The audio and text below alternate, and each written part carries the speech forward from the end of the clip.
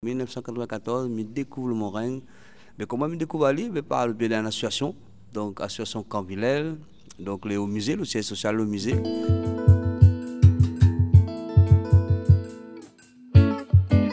Ça fait un groupe de danse, mais un groupe de danse qui dit Moreng, après dit combat. Quand on regarde les photos, on voit là comment les...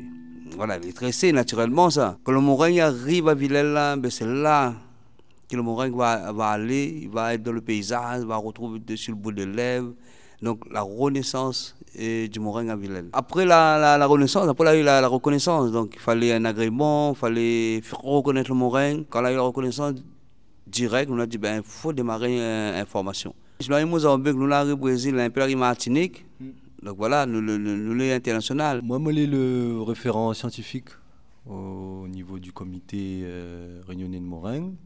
Les historiens disent qu'il y a deux représentations du Moreng d'avant 1945. Et les journaux des années 1900, on a des mentions de journalistes qui énoncent tel quartier, bas de la rivière notamment, nous l'avons vu une scène de Morengueur. C'est une description cataclysmique du Moreng.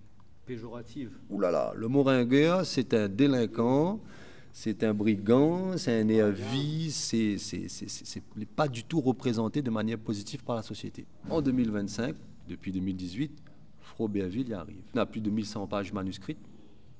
Et en soi, elle est assez révolutionnaire parce que toutes les descriptions qu'on avait d'époque, tous les livres anciens, avant 1900, c'est des descriptions très racialisées. C'est des esclavagistes qui décrivent des CAF, des personnes issues de la cafrerie ou des engagés un petit peu plus tard. Et donc, nous avons une vision, avec le corpus que nous connaissons déjà, que nous travaillons par les historiens, très péjoratif. Ce qui est intéressant avec Froberville, c'est une vision plus...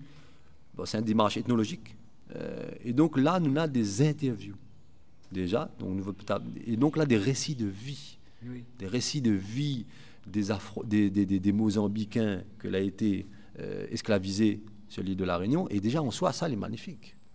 Nous qui pratiquons une discipline afrodescendante, nous avons hâte d'avoir accès à ces informations pour voir s'il y a des descriptions de combat. Si nous parlons déjà des bustes de Dumoutier, c'était des bustes faits sur des gens morts, pris dans les hôpitaux, des esclavisés sur l'île de Beaumont. Donc là déjà, nous avons une dimension spirituelle, nous avons une dimension patrimoniale qui est très forte. Selon moi, là il n'y engage que moi, nous avons le droit de revendiquer le rapatriement de ces mémoires-là sur l'île de la Réunion. Aujourd'hui, nous avons besoin de matière, matérielle et immatérielle. Il faut que demain, je gagne en main de mon marmaille, dans un musée, dans un... Peu importe, le mot musée il fait débat, mais dans un lieu où ça nous gagne à avoir accès, voir ces visages CAF-là déjà. Ça, c'est une première chose.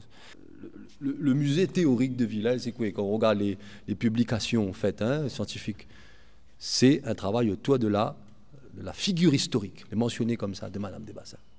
Et les centaines d'esclaves qu'on avait. Est-ce que nous avons des informations?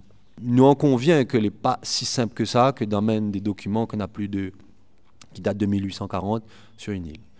M'y trouve anormal, cependant, qu'il s'est archivé à Aix-en-Provence, en Provence. Je pense que nous avons droit, en tout cas sur certaines parties qui citent explicitement l'île Bourbon, un retour sur l'île. Pour moi, nous sommes au stade de relique. Nous sommes au stade de relique. Certes, ça a été écrit par Froberville que tu es un blanc d'époque, mais nous avons vraiment une description tellement fine que là, nous pourrions avoir accès à un niveau d'intimité de bonne Cafrine-là, que est extraordinaire pour les afro-descendants comme nous, les afro-pratiquants, mais pour toute la société réunionnaise. Le buste de Dumoutier, ça n'a pas créé de l'emploi. Il ne s'est pas changé le changement climatique. Mais nous avons besoin, ça pour pèse à nous.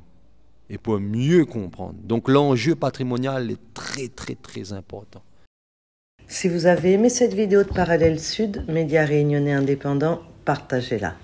Et si vous voulez soutenir la liberté de la presse, faites un don sur notre site parallèlesud.com. L'info est un droit, mais elle a un prix.